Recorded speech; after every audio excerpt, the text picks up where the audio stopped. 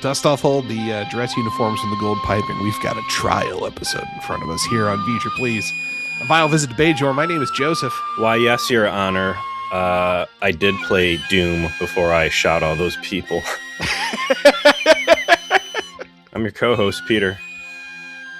Peter, we've been criticized recently for talking too much in front of our podcast takes, which, by the way, there's like the podcast principle is that we as the host are allowed to delay the episode for 15 minutes with our idle banter. I don't know where you've been the last 20 years, listener, that podcasters just don't do that when they want to. But I think we've got too much Star Trek to talk about this week, too. Did you start watching Widow's Bay yet? No. You do it.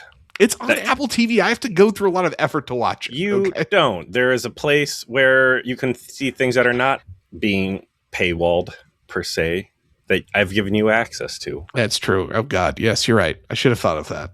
Yeah, okay. You should have. I should have. Watch it. Okay. We need to talk about it. I'm very excited about it.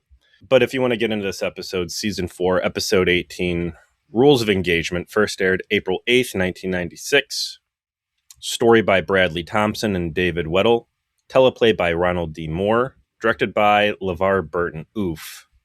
Why oof? This was obviously a nice one for him. What? Is that what you think? This is the episode rules. What are you talking about? Oh my God. Are we going to have a discussion where you did not like this? I hated this fucking thing. Oh, wow. That's going to be a spicy take amongst people listening to this show. This is a beloved episode of Star Trek. I loved it. I felt like this was, you can see so much Ron Moore in this and how he decided to approach it. The Starfleet being treated as a military organization for one of the first times ever. The way that they decided to do the trial sequences by having the witnesses talking to camera while they're doing flashbacks. Awful. Loved it.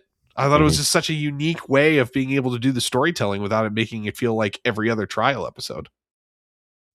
If only it felt like every other trial episode, maybe it would not have been a miserable experience to sit through. Okay, this may be your most challenging Star Trek take ever. So I want to cede the floor to you so that you can express why this does not work. Starting with the directorial style and decision to have people narrate through flashbacks. First, we get exposed to it is Dax and Worf in their little holodeck training programs, and I was like, oh man, are they going clip episode with this? I didn't realize it was new footage they were recording until she started talking to the camera.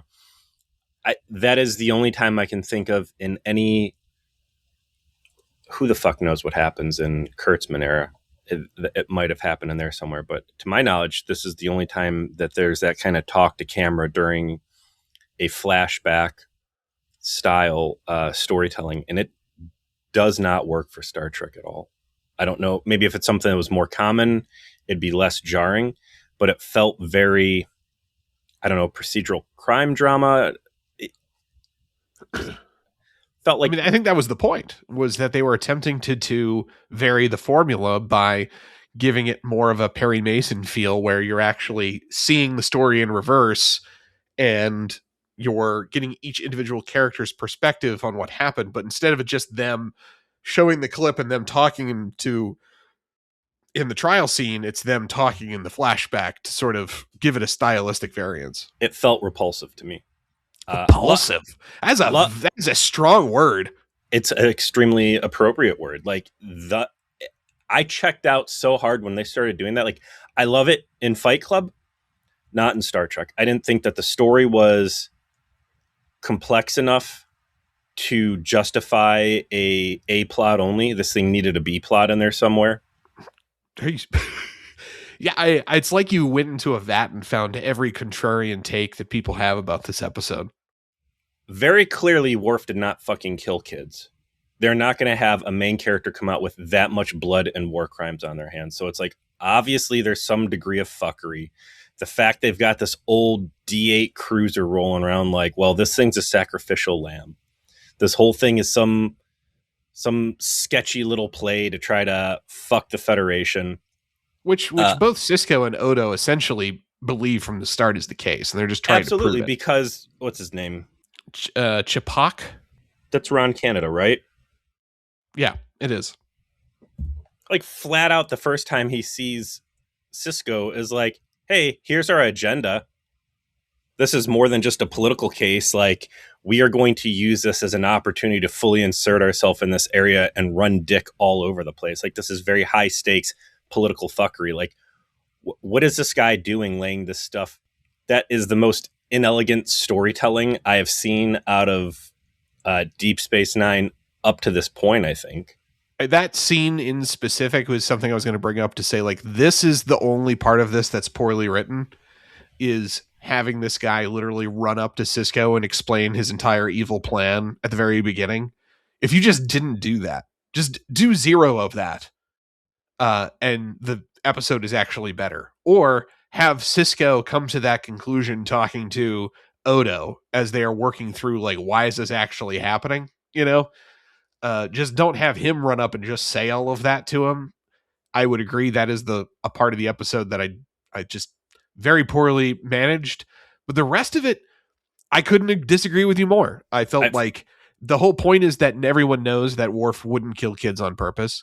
The facts and evidence suggest, or are a very rational thing that he chose to do in the middle of a combat zone, which is the whole point. And third, it's really a mystery to say, can Cisco find a way to prove that the Klingon and Odo find a way to prove the Klingons are up to something here while we go through a side drama. The B plot's really Ch'Pok trying to get Worf basically to cop to being a violent Klingon in front of this Vulcan judge, such that he can use this logic, which I think is amazing and perfect, to say, well, he acted like a Klingon. He's not really a Starfleet officer. He needs to be judged as a Klingon in front of a Klingon court because, you know, that's how he's acting. And everything is built around the premise that he went looking for a fight. He got it. He acted in an aggressive fashion, and he is willing to just to kill people in order to demonstrate that he is a wounded pride when it comes to Klingons. And he just wants to fight them and beat them in battle as much as possible. Which I feel is pretty far off the money. Like, his lack of restraint in this is comical. And there's no lack of restraint. Are you kidding? When he gets up and beats the guy's ass because he's like, you're a bad dad. He attacks him over and over and over again in the most insulting and personal ways possible. He's bringing up his family's discommendation. He's bringing up that even after that, Worf has caused his entire house to fall into ruin as a consequence of his choices. He's insulting, you know, his capacity as a father. He's insulting his personal honor. And then at the very end, he's like, you know what? I feel sorry for you because at some point your son's going to come to you and ask why you murdered a bunch of children, why you're this dishonored. You know, it piles up enough that actually I can buy Worf has finally fucking had enough of this guy, like, because he's a Klingon and he feels like he's got some purchase over fighting him in person, which is part of what this guy's playing at. Let's rewind several seasons of character growth and development and maturity that Worf has gone through hand over fist. To when Kern initially arrived on the Enterprise as part of the exchange program and did everything he could to try to get under Worf's skin and incite him, and Worf just rolled with the punches real chill until finally was like, do we need to fight? Like, I'm going to put the offer on the table the same way that I just put out table with this guy. And Kern was like, okay, you're a real Klingon. It's not like Worf showed up there to beat his ass unprompted or whatever. Like, but Kern also wasn't specifically insulting him and his family and his capacity as a father and making the most personal insults possible over and over and over and over again while he's a captured audience. He was kind of coddling him, and that's what caused Worf to be like, do we need to fight? You know, like, this was I'm sorry, I just buy that Worf is a Klingon and he is not immune to, if you insult him enough, he will fight you. Like, that's just part of, that is a true thing the episode puts on the table with Dax moving forward, is like, yeah, Klingons just are violent. They just have that as be part of their genetic profile. I got 7 years of Worf on the Enterprise choking it down and not lashing out. He lashed out all the time. He murdered Duras. Well, and we'll get to that in a minute, but him to be sitting in a courtroom specifically looking at him for being violent if he wanted to attack and kill people in front of a judge and his boss, and letting some no-name lawyer, the only Klingon I think we've ever seen that doesn't wear armor, talk him into punching him. Like, Worf is this Sun Tzu student of war and tactics, and it's such an obvious draw. Like, the episode puts such a dunce cap on him. I can't buy it. It makes him act like a two-dimensional fool for the sake of the story to try and drive this thing. And like, I don't think there's anything. I guess this is really. It's interesting that we have such a fundamental read difference on. Like my takeaway is completely different. Is Worf is still a fallible person. He's still a fallible man. He's a Klingon. And if you sit him in front of someone long enough and you have that person insult him over and over and over again, he's going to attack them. And that is, they set that up nicely with Dax to say, yeah, that's in him. Because it's in every Klingon. There's not a single one of you that doesn't have that dog in you. And he's always just able to restrain. It's like, I always know he could kill me. I just also know he restrains himself and he doesn't kill me. And so that Worf endures a level of insult up to that point that any other Klingon would have long since attacked this guy. And the whole point is that he kept it. He almost made it, right. The judge was like ready to shut this down. She's constantly telling the advocate, like, you're way over the edge. You are purposely attempting to instigate a fight, obviously right in front of me. And it's just at the last second that Worf can't hold it together. Which anymore. Again is just more evidence for the fact that Worf sat there like a dummy and let himself be entrapped. Like, the judge is calling it out. First of all, the judge let that shit go on way too long, which, you know, we always have some Vulcan dummy that refuses to put a foot down. I don't buy it, man. And I think I don't know if it's a bad script. I don't know if it was bad acting, but the whole thing was just such an eye roll, and obvious. And then, okay, so here's the conspiracy, and you've got Detective Odo going in the background. I'm getting tired of off-screen Detective Odo, who use your Klingon contacts to find stuff out. All right, show me some of that. Let me see what contacts does Odo have in the Klingon Empire. Show me some of that adventure to try and get this thing out. Because what this all boils down to at the end is this children's it's like some G.I. Joe level plot of like, there was a freighter that crashed. We're going to reuse the exact same roster and we're going to present that as the people that Worf killed. Like, what sloppy paperwork. And we know that the Klingon Empire is capable of some pretty high-end espionage, as evidenced by the guys that came through and were planting the mines. So, like, they have a pretty good intelligence agency in there somewhere. And to be so sloppy that you're just going to reuse a roster, they could have made up names on that thing rather than. I think that the implication is that because they used real names, that's why everyone accepted the victims as true. It's like, I actually understand, like, the idea of, okay, we had this crashed freighter. We have to notify families. Everyone is going to have to know they're dead.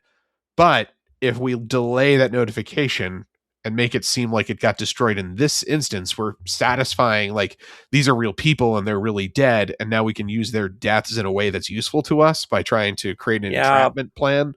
Like, and it what might be missing is something that Detective Odo did that was particularly brilliant to put these things together instead of it being off camera. I see your point, but finding, hey, there's a report. Here's a report they suppressed. This is a true disaster, but this was a delayed announcement, and that this, because they made it seem like it happened a while ago. I don't remember what the exact. It was like a week ago. It was like a week prior, so it wasn't that long. Do you think that we're so far out of order here, but just out of curiosity, do you think that the Klingon advocate knew that this was a setup, or do you think he was used as a patsy? The look on his face when it gets found out, he looks confused, and then he's like, "Oh shit, I'm fucked." That's the good part of the episode. This is terrible. I'm completely exposed. That's the part of the episode that I thought was decent. Was this guy getting caught in something he didn't sign up for, and then Sisko just like nailing his balls to the wall. Like, do you think it's possible? Just possible. And it's just going full Perry Mason. I do like that. But all right, let's talk about the episode in order. again, I'm going to keep praising it. I'm not going to back away. I think this episode is a perfect example of doing something interesting and dramatic in a different way than you normally do it.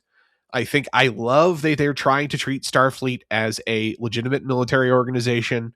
They're talking about things like rules of engagement, about like the decision that Worf makes as it relates to the tactical position that he was in, that it was a very rational and I would dare say correct thing to do, yet outside Starfleet's ethos. And that's something that Cisco specifically explains to him, to say, you made a military decision as the commander of your vessel, but you are a Starfleet officer, which means even if you are going to expose yourself to death, you cannot fire upon a ship you don't know what it is.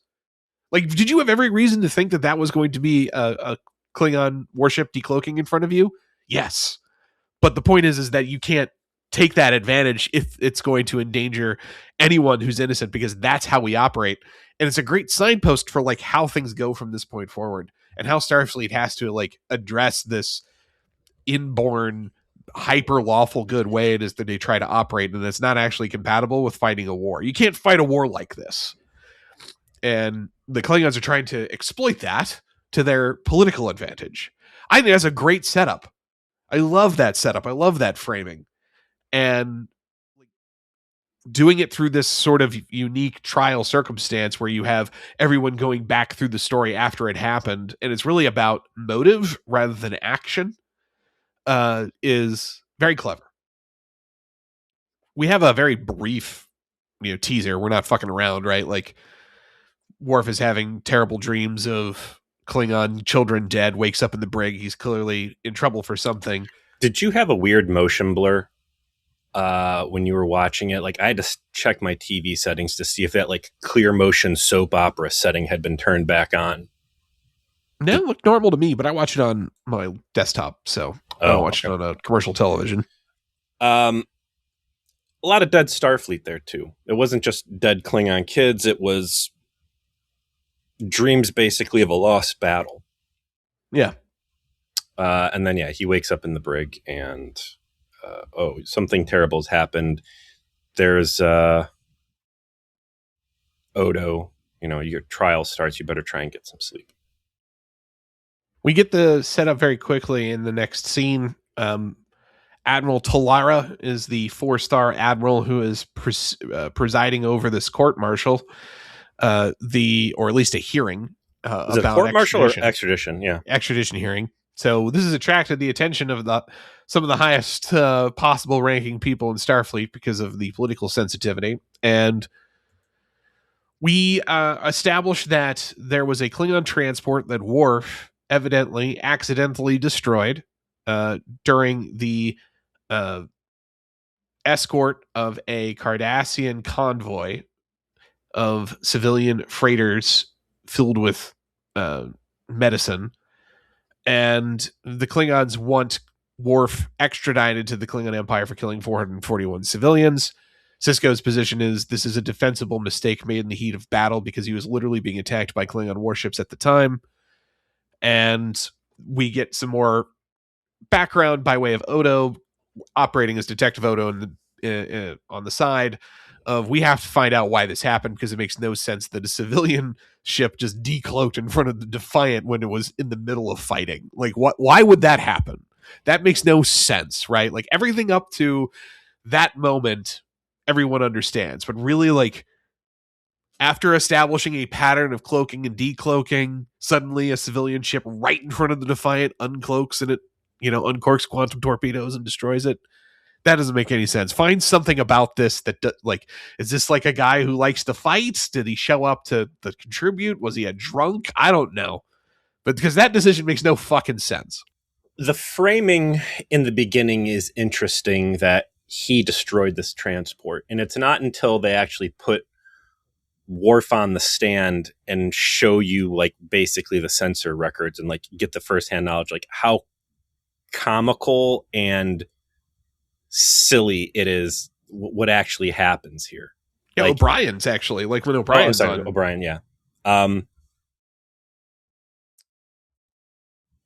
The intro where she's making her initial comments, the judge, and they're laying it out, That's really, I think the chance for the audience to get their first understanding of what this Klingon lawyer is all about. And I didn't think his portrayal was bad. Again, I think the script was bad, having him spill the beans on larger political aspirations. Yeah, that scene was cringe, but everything else about him I really liked. Seemed like a good Klingon lawyer character. He's not Saul Gockman, but he's pretty close. He is a man who takes the idea of being a lawyer as his warrior profession very seriously, and I get it. I like that. And I like Yeah. the fact that he seems to have a code of conduct where he is not a lying piece of shit. Like, he is manipulative, and he is underhanded. But what's interesting to me in this episode is the emphasis that is put on Starfleet as an organization that will not lie. And at least this Klingon's willingness to uphold a degree of personal honor, where when he finally gets cornered, he tries to be cagey in how he presents answers that are going to be what Sisko ultimately wants to hear, but he doesn't just outright lie. And again, like, I know you don't like the setup, but like, his tactic is perfect for the circumstances, right? If he impugns the facts of the and evidence, that's not a winning strategy against a Vulcan judge. He has to demonstrate that Worf didn't just make a tactical mistake that was quite logical and natural given the combat circumstance, but that Worf was predisposed to want to fight Klingon so hard that he was negligent, and as a consequence, he should be extradited.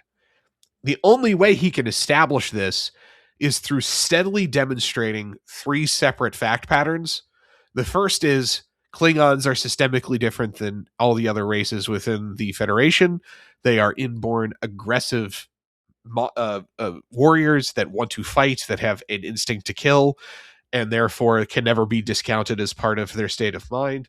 Second, I must bring on somebody who shows that there was an alternate, like that the Starfleet protocol in that circumstance was not what Worf did, which is what O'Brien is perfectly used to do that in establishing, like, this is a man who's been in 250 different battles on behalf of Starfleet. He knows what it is you're supposed to do here, even though he is a non-commissioned officer. He's spilled more blood and been in more combat than anybody else in Starfleet. What are you supposed to do here? And he's like, you're not supposed to just shoot on a ship you haven't identified. Okay, great. So I've established you're a Klingon and you're violent from the person who is an expert on Klingons. I've established from a person who's an expert on Starfleet combat that you're not supposed to shoot on a ship that you haven't identified. And then third, I need to seal the deal by having Worf do something that demonstrates that these facts are correct for him. How do I do that? I get him on the stand and I insult him over and over and over and over again, such that even a Klingon with legendary temperament and patience will not be able to avoid the call of his blood to attack me in front of his superior officer. And he does it. It's just such a brilliantly written and brilliantly acted three-part setup that he is actually responsible for doing to accomplish his goal. And again, I hate that first scene because it makes the scene later on when the advocate's like telling Worf, if you just give up, I'll actually defend you in front of... I don't think what you did was wrong as a Klingon. What I object to is that you're acting like you're fucking not, right? That you somehow think you're really a Starfleet officer when actually you're a Klingon warrior. That's the part that I object to. It's why I want to extradite you. Starting with the framing that Klingons are always going to be violent, I feel like this is introducing I don't know, man. I feel like it's this level of like racism that they are introducing that again goes in the face of everything that we had seen in Next Gen. I think you're saying that though. It's like you're saying that, but it wasn't true through a good chunk of TNG. I think you have some rose-colored glasses when it comes to TNG and Worf. Worf was constantly violent on TNG and constantly had to be restrained by the people around him. And he did restrain himself under much higher duress than what this guy is able to offer here in a very clear setup. Like again, this is a transition from the Gene Roddenberry / Rick Berman Klingons to the Klingrons. And I can accept that Klingrons have a DNA level unchecked aggression. And it's going to be episodes like this that have to recalibrate the audience to accept that. But as a character that we're bringing over from another major TV show, again, this portrayal of him being able to be played like a dummy based on his temper, I have a real hard time accepting. I mean, I feel like he's gone through, and I don't want to sit there and watch a bunch of Worf episodes, but like I feel like he has suffered a lot more indignity than what this guy was able to offer up in front of a judge over whether or not he's a war criminal. We've watched a lot of Worf episodes. You and I, as part of our preparation for this. Those episodes teach me that Worf is still this guy. He's matured, he's grown, but there wasn't a couple episodes where he killed his brother, right? Like he regretted it, he didn't want to do it, he still did it. He in the episodes in TNG, like I keep thinking back, does he like learn a lot from like Picard and Riker and Data even at different times? But he's not being humiliated like this. He's not having to deal with somebody who's taking the most personal failures and dishonors that he's ever suffered and constantly throwing in his face over and over and over again. That's never really happened to him before. And Worf is always, his whole story arc is about him competing with himself and in trying to restrain this part of himself that he very much appreciates, likes. He's not against being a Klingon. He's just trying to marry being a Klingon to being a Starfleet officer, and it's always a difficult and imperfect fit. And I hear everything you're saying, and I know I'm challenging you a lot, and you feel free to like flip the script on me and start challenging my perspective because I'm the one who's, defending this episode and thinks it's brilliant. But I feel like you are forgetting a lot of that TNG is a lot of Worf having to be told to calm the fuck down a lot. And it's not like he had some magical revelation where he suddenly became calm at the end. It's just he slowly was able to get his shit together such that he was able to be promoted and given more responsibility. But it never solved the idea that he had a fucking temper and it could come out, including like killing Duras. Worf has done a lot of bad things, killing his brother, killing Duras, other things that are not Federation Starfleet. And that's a conversation we've had, is that, he does things that are markedly not acceptable to Federation citizens. He is not doing those things as an act of passion or because he lost his temper. He has done those things because honor and a different protocol dictated those were the correct courses of actions. And when you look at all the stuff that I can think of off my recent memory, again, I'm not sitting here with all the times that Worf flipped out as a list in front of me. He has gotten angry, but I have a real hard time thinking of when he has lashed out, like given into a frenzy. And that's what he does here, is he gives into a Klingon blood frenzy in the most obvious setup possible. So again, what I can do here is I can accept the fact that we have entered the age of Klingon, and that Klingons need to have a low self-control to frenzy, and that includes Worf, and that is going to be that this is a recalibration episode. So fine. It's funny you bring that up. Are you thinking about this too much like a vampire LARPer? Because I feel like you have contempt for the setup because it's obvious, right? Like, of course, this guy is trying to insult you until you attack him, right? Like, you see that, I see that. It's easy to see. Every single Star Trek courtroom episode, which Worf has been part of many, is never a clean fight. There is always something dirty going on, and there's always a gotcha bitch moment at the end where the Federation is able to pull off a win. Like, this should be so what I'm saying is you and I are unique, particularly you, Peter. Like, this is like, I don't want to go too far into the lore, but as far as people on the planet Earth are concerned that have dealt with understanding getting set the fuck up, you probably have some of the more unique expertise in getting set the fuck up or knowing how to set the fuck people up and detecting setups. Yeah, And I but don't this is think Worf who had to go in front of the fucking Grand Council and like, hey, we need you to fall on your sword and let us say your dad was a fucking traitor because we got the Romulans pulling our fucking strings with direct. Like, Worf has a college degree. He minored in getting set up by the Klingons. yes, Okay. but you have a PhD in getting set up, and I think that might be what's impeaching your position. Is like, Peter, you are a master at understanding these circumstances way better than most people who will watch it, way better than most people who wrote it, most people who directed it and were acting in this. And so you're like, this is stupid. How could you possibly have fallen for this?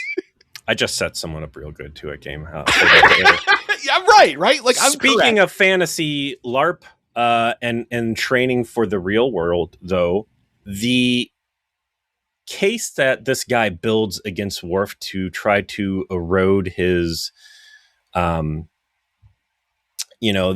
image of the controlled, reasonable, enlightened Federation citizen is so crazy to me. Like, they start with like, okay, well, here's a holodeck program, which you and I have talked a lot about, like, Yeah, fantasy shaming, right? which the Federation does not do, but as the Klingons can do. Julian Bashir and his James Bond stuff, right? The Battle of Britain and the whatever the night thing was that Julian and the O'Brien. Irish, like, big Irish battle. Yeah. So here's this training simulation that Worf brought over from the Enterprise, and he's been running it with Jadzia, and that's where they do fighting and combat and whatever. And the punchline to this is going to be that at the end, the way that you complete the game is you say, burn the city down or whatever, because you're portraying the Klingon hero who ransacked this town and then had all the civilians killed.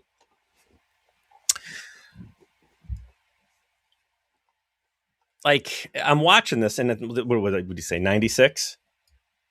Correct. Was that when all the video games caused violence stuff was hitting the news? I think that was more 99, if I recall correctly. Hold on, because it was like Mortal Kombat, right? Yeah, like, there was probably some of that going on then. Don't get me wrong. I think it picked up more after Columbine. I think Columbine was in 99. But, yeah, the late 90s was rich with video games or apparel to moral society, because it would have been like Tipper Gore. So, like, this is during the Clinton administration, which was 92 The original to 1992 Mortal Kombat game sparked major media, court, and political scrutiny due to its graphic violence. The resulting moral panic led directly to the 1993 Senate hearings and the creation of the video game rating system. So, 93, it's been going on. I'd say it's a little bit out of the headlines at that point. Yeah. But certainly some lingering. Yeah, I'm thinking like the Jack Thompson stuff doesn't happen until the early 2000s. Like, the lawyer from Florida who was attempting to litigate against video games constantly. Like, that happens a little later. But you're right. There was the earlier sort of moral panic over video games in the mid to late 90s. So we talked before, like, what would be considered a taboo holodeck program where you're going to catch shit? Because, like, the framing on this, like, okay, well, you're portraying this guy who, on one hand, is a glorious battle leader, but then on the other hand, had a bunch of people, innocents, executed. Like, he's like basically Klingon Genghis Khan, you know? Yeah. But, like, so I'm thinking, like, okay, so if there was, like, I want to be some other war criminal from Earth's history. Yeah. Is it okay to LARP as Hitler? That's really, ooh, that could be a whole podcast. Yeah. Would it be okay to do a holodeck program where you're Hitler? Is that going to put you on a list that Are is you on going a to list? cross the print? Oh, I see. We're running. So you're running the invasion of Poland, eh? Counselor Troy, I'm going to need you to have a conversation with this guy. Jadzia hits this, like, oh my gosh, I can't believe, like, this realization at the end, even though she's incredibly intelligent. Nobody can just chalk it up and say, listen, it's a bullshit video game. And that's how you end it. Like, it's not like it'd be one thing if he was going in and killing participants. Like, that's the bridge too far there. It's like, oh yeah, you go in and that Call of Duty level where you're shooting up the airport. Like, yeah, you Oh have to yeah, play no, that no part Russian. out. Yeah, You got to go did in there. that 5 times before you went out there. Yeah, I think I feel better about your objections now that I know it's rooted in your expertise in setting people the fuck up, and you just have contempt for the fact that this was obvious. It's obvious, and I think there was a way to do it. And the way to do it correctly and impress upon this judge, like, this guy is a person that is capable. Again, it's such a fucking ridiculous setup. Like, this thing decloaks directly in front of them. Right in the middle of a fight. Yeah. Why does the civilian transport have a cloak? Why is a civilian transport using a cloak? Like, that's the first big question. Why is it decloaking in battle? Why is it decloaking in battle? Like, I feel like it's Warcraft, World of Warcraft, and some high level guy has run into the newbie starting zone and is trying to run through wizards AoEs so they flag for PvP and they can kill them. Yes. Right? Like, that is the level of Tom and Jerry shit going on here. And I want to take a second to talk about the next piece just very deeply, because I think it's one of the more interesting Starfleet lore decisions that they make, is when O'Brien goes on the stand. O'Brien was O'Brien before or after Quark? It was after Quark. So Quark is there just to establish that Worf said at the bar, I hope the Klingons attack, right? Like, I would like to throw hands. This is the one that I don't understand. There's the Klingons respect the court, and Starfleet respects the court. But if there's one person that's going to be willing to lie and do a solid, it's going to be Quark. He doesn't like Worf. Worf doesn't like him. There's no reason for him to lie for him. The reason to lie is, I've done you a favor and now I've put you in my debt. And that is very powerful to a Ferengi. So yeah, you're too good a vampire player to watch this episode, man. Like, you see the angles that they should have seen. Like, Quark should have lied. I get it, but like most normies, they just should have lied, and he should have gotten thrown out for lying, and that should have hurt Worf's case and been another step they're able to move this thing forward. I'm not saying Worf should have been a part of it. Maybe even Worf say that's a lie. That I did not say that, and Worf have to out himself and say, like, I did, because I did that, and I don't want him. I don't want the Ferengi bartender to lie for me. This is supposed to be a court where we're of hollowed truth. We're all telling the truth here. Yeah, like I guess I give it so much of a pass because I realize like who it was written for. Right, this isn't written for people who spent decades, in our opinion, in our experience, playing games of social manipulation such that I understand every possible angle that could be happening here in terms of entrapment, right? It's not built for you and me. It's built for a more normie audience that doesn't get those sorts of concepts quite the way that we've mastered them. Like, I have built an entire career out of the fact that I have such a familiarity with the petty, small-minded politics of people that I know how people work so well that I've risen in station as a consequence of it, right? Like, I stopped LARPing because now that I just use all of that professionally. I go to LARP every day. It's my job. I work in politics. Like, for people like that are just like normal, this is all novel. But then you contrast that with the O'Brien Kangaroo Court Cardassian thing, right? Right. And I think they covered all their bases, and that was a much more compelling courtroom farce than what, because it's more about the system, right? It was more about that the Cardassians don't have an actual justice system. They have literal bread and circuses about punishing the guilty that they publish to the entirety of their society, because they are organized in a very deeply fascistic, military first communal fashion, right? And you've got Miles O'Brien, who's just deeply unsettled and unwilling to bend the knee to this, who has like this also deep dislike of Klingon and Klingon cult, or Cardassian and Cardassian culture to begin with. In this case, I really like that O'Brien is used to establish Starfleet rules of engagement. So they say he's got 230. I like that. Like, how many fights you've been? He's like, I don't know, 100, maybe 150. He's like, yeah, no, 235 engagements and decorated over 15 times. Like, over 22 years. Oh boy. Wow. Well, like I think that like there should have been a view of like Worf and Cisco looking at each other like, "Whoa, fuck, what?" I This guy I has did been in almost one fight a month for 22 years. I did not know that. Like, this dude was just the fucking transporter guy. I had no idea. I don't buy for a minute that O'Brien wouldn't have fired. I think everything's just like I stand by his decision. And they're Yeah. like, "Well, would you have done this? Would you have done this?"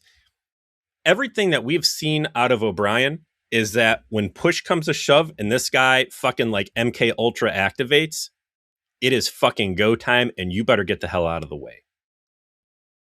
So again, if I'm going to rewrite this thing, I would have had Quark lie, and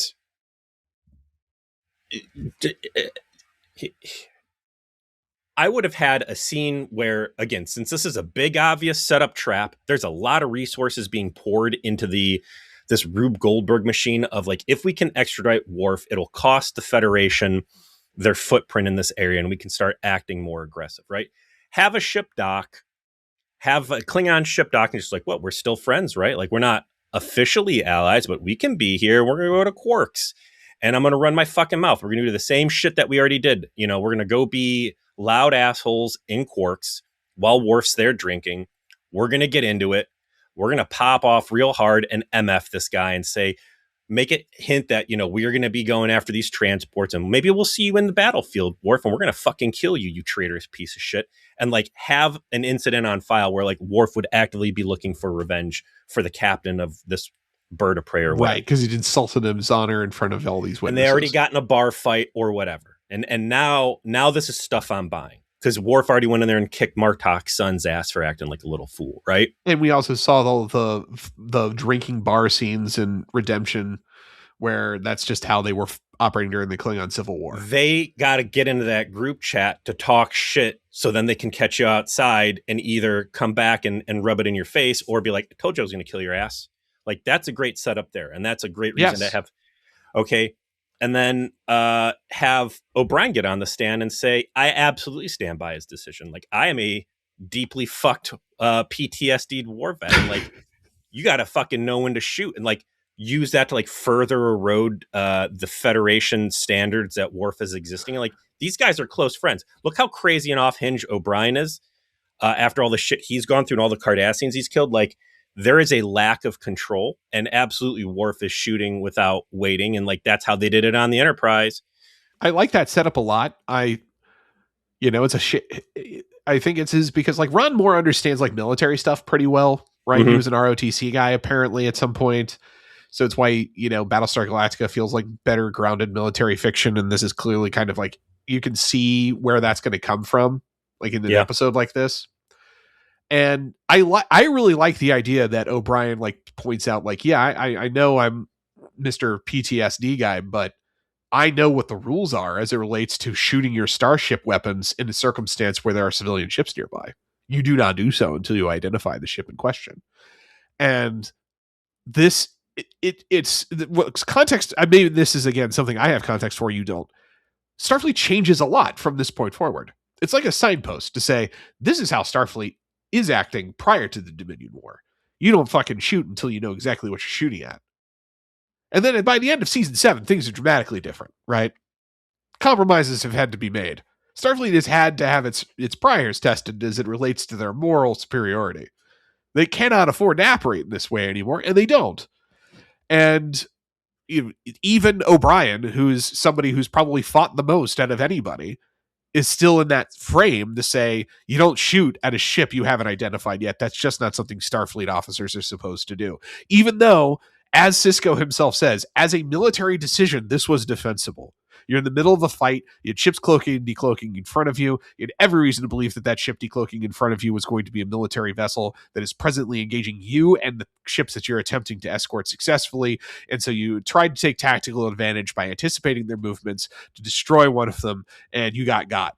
Like, that is militarily 100% acceptable. It is not acceptable as a Starfleet officer. Yes, I know it exposes you to more danger. That's the game you've decided to play. Don't join this organization. Except for every time we've seen the hero ship on Star Trek have to fight cloaked ships, it's always, all right, they're decloaking fire. The only difference in what's happening here versus every other time the Enterprise or whoever is fighting cloaked vessels is this line of dialogue that there could be civilian transports in there, which is so easy to gloss over. And maybe that's intentional just to kind of like reinforce Worf's willingness to do it. Yeah. But then I needed better writing in this. I needed a better script where they're making a real point of calling like, all right, the ship's decloaking, confirmed not a transport, confirmed this is a Klingon thing, confirmed, and like Worf actively jumping the gun on waiting for that and just giving the fire order and hammering them and then being like, oh shit. Like there needed to be more emphasis on the people around him to show that his behavior in that moment was irregular and flawed. I'd say as a fair criticism, I feel like they did a lot with the circumstances, like to build the drama of the 45 minutes, trying to establish more emotional motive, trying to make it more of a story about, his still, he's not fitting in with the Klingons anymore. And now we're telling the story as does he fit in with the Federation either? Because I think that's where they wanted to focus a lot of the drama. That is where a lot of the discussion goes.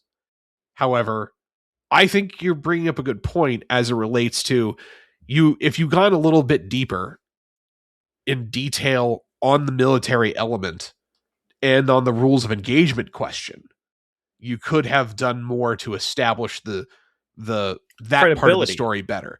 I just don't think they knew how to do that yet. This is so new for them to even try to do something like this, which is what makes it such they get way better at this as they go on. So here's the story. This is a silly, villainous trap to try to get Worf. We can agree to that. Yes. Is Worf flawed through this? By the end, Worf's unhappiness with the situation when he's in his quarters on the Defiant and Sisko comes to get him would lead you to believe, yes, Worf is a flawed person who needs to grow more. And this is going to be a potent example to him to do better. Right? Right. And I think that is a valid direction for for Ronald Moore to take this character to keep him interesting. Again, You can't take someone who is a complete character from the end of Next Generation, bring him in here and have him as a complete character with no growth opportunity. So, okay, we need to divorce him more, man. And like that also kind of flies in the face of this too. It's like we just went through this shit with Kern where Men in Black's when he neuralizes Kern, right? And the big takeaway there was like, I am not like these people. I do not have the ability to tell when someone is going to attack me and act preemptively. There is something core about being a Klingon that is absent from me. I am not a Klingon.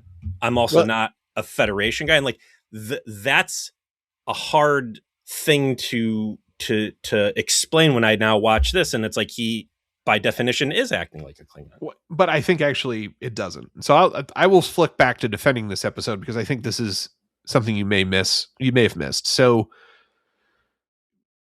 when he does that speech with Jadzia in Sons of Moog, he makes a point of not actually answering Jadzia when she says like, you're a Starfleet, kind of interrogating him about his relationship with Starfleet, and Worf just says it's just going to have to be enough. Like, I have this and it has to be enough when he's holding the Delta. There's not a commitment from Worf to say like, actually, I do perfectly fit in with these people. I am a human, or I am a Federation member. It's more, the Federation's changed me sufficiently that I don't fit in with the Klingons, but not so much so that I fit in with the Federation either. That's his struggle. He is definitely calmer, more rational, and more collected than any other Klingon we've ever met, but he's still a Klingon. I think they made a really smart choice by demonstrating through his actions, and again, just saying, like, we do not dispute the facts and evidence, right?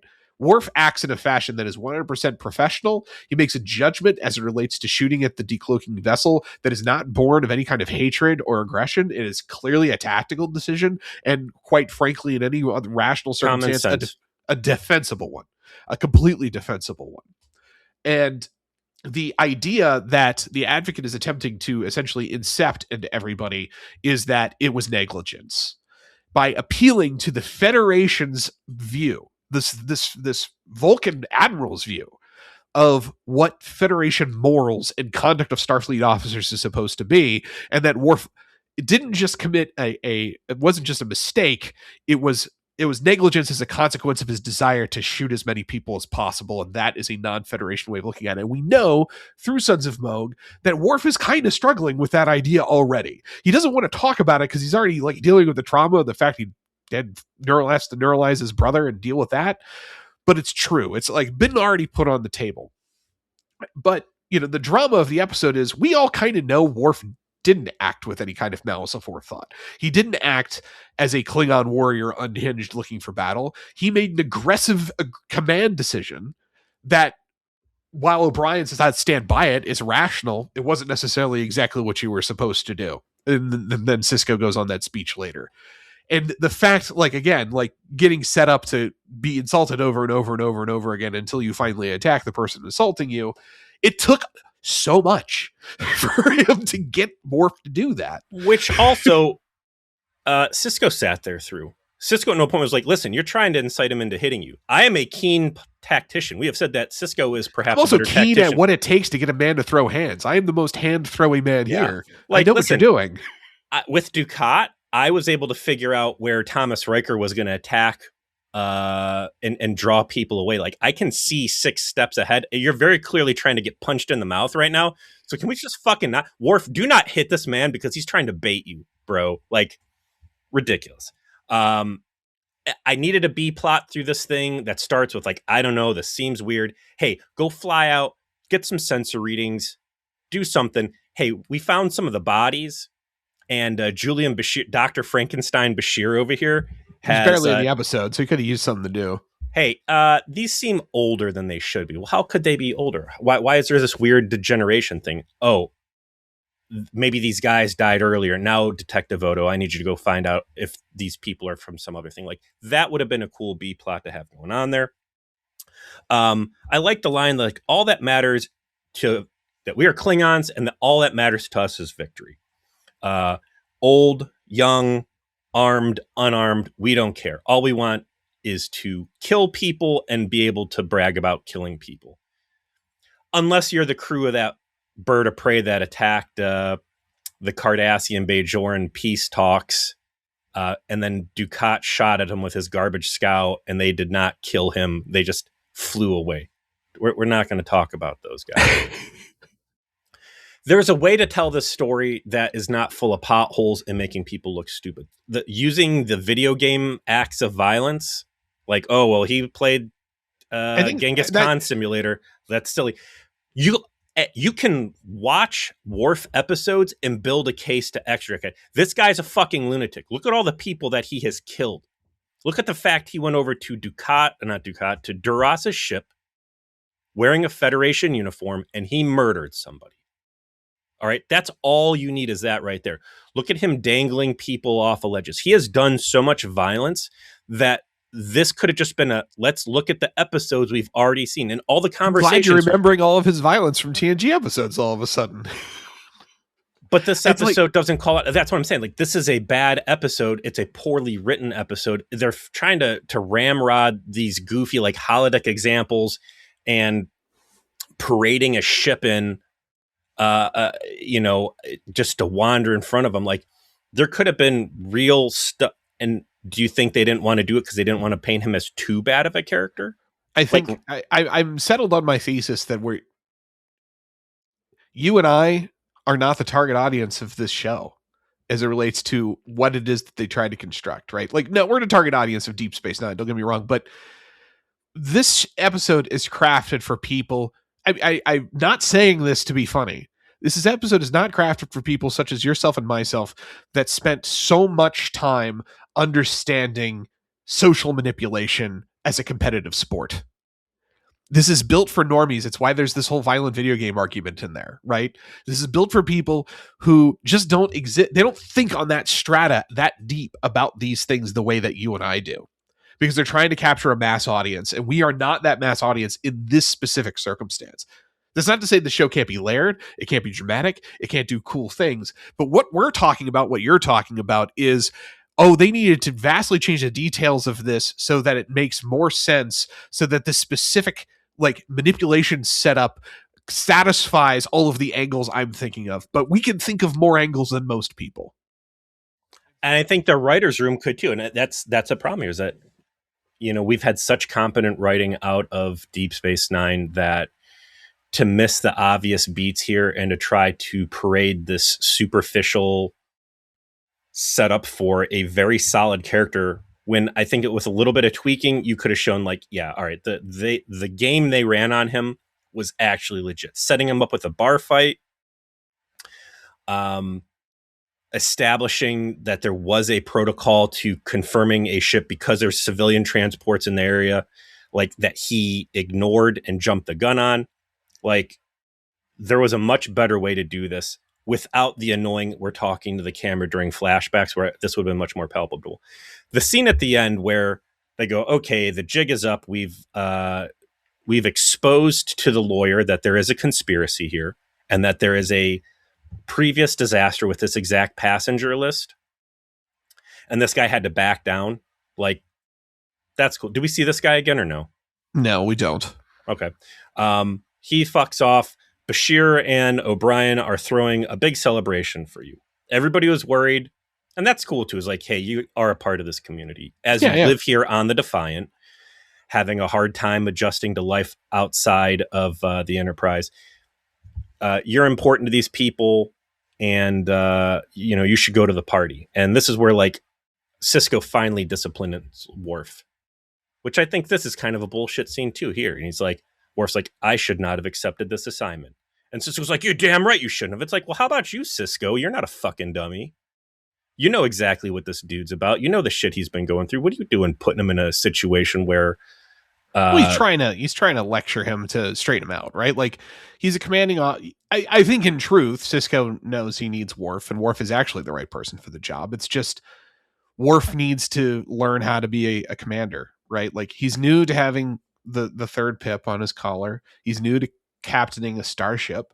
These are brand new tasks for him, and they make a point of that when Cisco is on the stand, kind of establishing the facts of the case.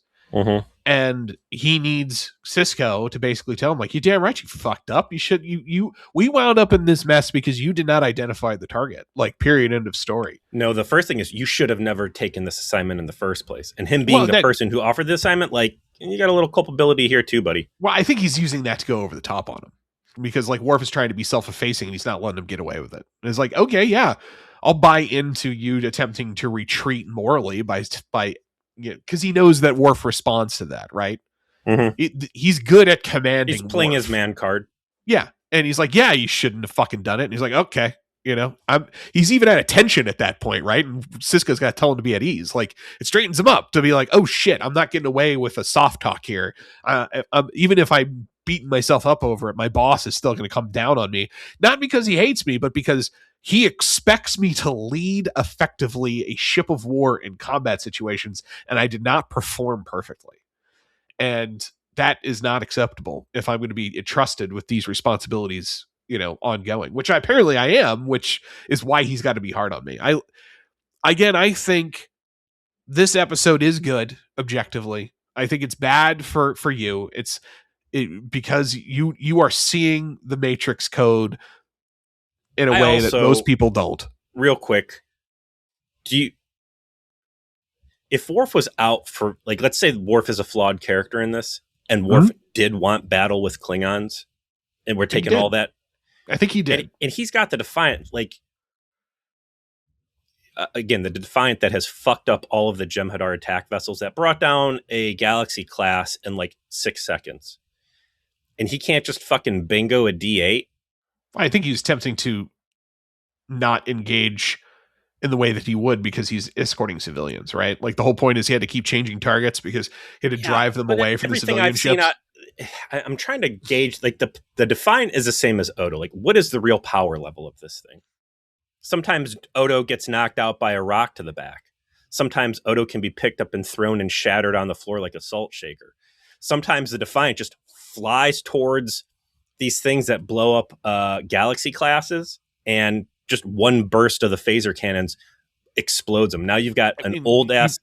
you bring up a great thing about power scaling, right? Like, they get better about it as time goes on because they have to establish more consistent rules because there's just more space combat happening all the time. Mhm. But like, what Ron Moore, when he went to go write Battlestar Galactica, he obviously thought the same thing because he firmly establishes power scaling in that show. Like, the capabilities of the Galactica, the capabilities of the Pegasus, demonstrating what they can and cannot do, showing the persistent effects of damage on systems. Like, there is no question as it relates to what things can do, and that being consistently held throughout the most of the run of that show. I think because we are talking about a show that's being written for less the hardcore science fiction audience and more accommodating them while trying to be more mass audience, is where you get a little bit of inconsistency there, because those are the details that most people watching this don't care about. Because like I would say that The would details be we care about. like clearly I am not a bloodthirsty warrior because I have the only Federation warship, and I could have blown both those guys up like that. Instead, I was just trying to fend them off from the transport. I was showing restraint. If I wanted to blow that D8 up, that thing would have been fucking gone. And that bird of prey would have been gone too. Ducat took the bird of prey down with his garbage scow. And the whole point is that he was in fact trying to kill the bird of prey because it cloaked, and he thought it was decloaking in front of him. He was done. He's like, I'm done fucking around with these guys. I'm going to destroy one of them now. And that's when they got him, right? Like, I it's all there. It's just not necessarily sloppy. I agree it's sloppy for us. It's not sloppy for most people. Again, you're just too good, man. You're too good. The show has been too good. The show has set the bar too high with kangaroo. Well, this isn't a kangaroo, but with cord episodes and with setups. And you're sitting here and saying like, I'm overthinking this and I'm too good at it. All the fucking Obsidian Order shit. Go back to the Kira gets set up. No, Kira's fake dad gets set up by the Obsidian Order, right? That was a fucking deep ass tricky episode. So unless their takeaway from that was we are writing too confusing and we need to dumb down our politrickery, then I can't look at this and say, okay. I mean, they do have studio interference. I mean, they talked about that when they were doing the last when we were reviewing Ascension, is that they tend to come in and say like, this is the stuff that works and this is the stuff that doesn't, and they have to try and accommodate that because they are in a studio system where they have to get viewers. So have they been told like, don't go too deep as it relates to your trickery stuff because people can't follow it? Yeah, we could be, but I think we just had a really good discussion about it. I think it was very interesting, but I feel like anything that has to do with social manipulation is going to be hard to impress us. There was a way to tell this story that didn't paint Worf as a dunce, and I did not like the directorial talking to the I don't know if that's what the script called for, or if that was LeVar Burton doing it or what, but it was jarring. And this episode for me needed a B plot where the rest of the station is, as they always do, is trying to support Worf on this bullshit case, and they find some week old plus rotten bodies, and that's what starts the real, okay, here's the thread we're going to follow to expose the truth on this thing and get Worf off the hook on something that maybe he shouldn't have been off the hook on. And that's going to be the growth point at the end. Speaking of growth, I'm looking at the thumbnail for season 4, episode 19, Hard Time, and it's O'Brien looking like what's the guy from Harry Potter? Oh, the Prisoner of Azkaban. No. The big, not Dumbledore. Fucking Hagrid. Yeah, he looks like Hagrid. He's looking like Hagrid. Yeah. Convicted of espionage again. Miles O'Brien is given the memories of 20 years in prison in a matter of hours. Returning to Deep Space Nine, O'Brien finds he cannot shrug the memory of his awful experience or rid himself of the guilt he feels over the death of his cellmate. Well, that's excellent. I can't. This is you want to see the peak of O'Brien must suffer. This is probably This is probably the peak, right? Like, as if Cole Meany just be busted up for 45 minutes. I don't think we've seen someone get put into VR hell since Hoshi and the Transporter. Yes. Well, this might be the darkest episode of Star Trek ever. Like, it's a rough time. It'll be fun for us, but yeah, Cole Meany like lays it down on this one, so I can't wait to watch it with you. Mm. All right, good talk, sir. Good talk. Well, and if you are gotten this deep into our episode, probably we already put out an interview with Feral Historian. Thanks to him once again for talking to the two of us. Very generous of him. And we'll see you again next week.